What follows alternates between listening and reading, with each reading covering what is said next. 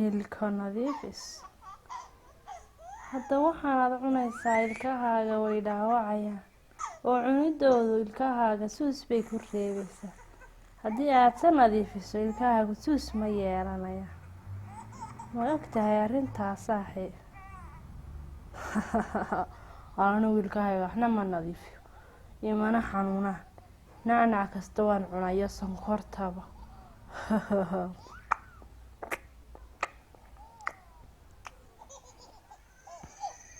markuu Khalid seexday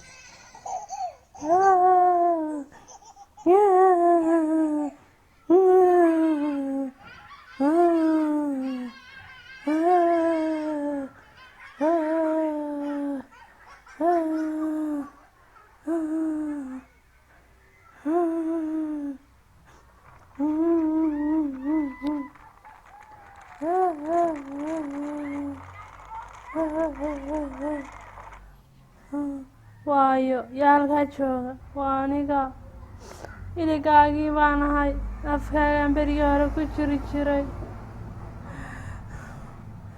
ma xasuusataa markaad macaanka cuni jirtay eesaad macaanka u cunaysay waa aniga iligii ku xanuunay yaa dhakhtarka tagtay dhakhtarkiina uu iga soo riday.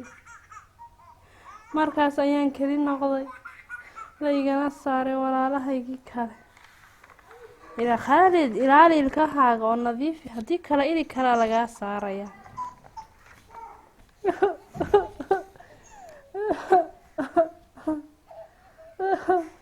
balaag hareerahaaga si aad u aragtid kuwan waa ilkahaaga hadda markii aad dayacday oo aad caday weyday.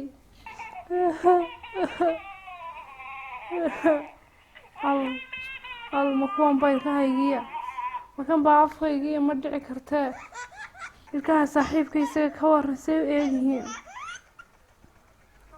waa kuwa ilkaha saaxiibka balaag say nadiif u yihiin.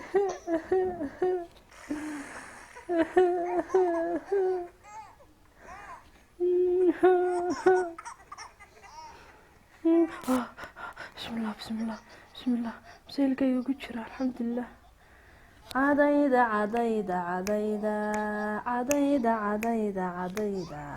cadayda caruure caylka cadaane cadayda.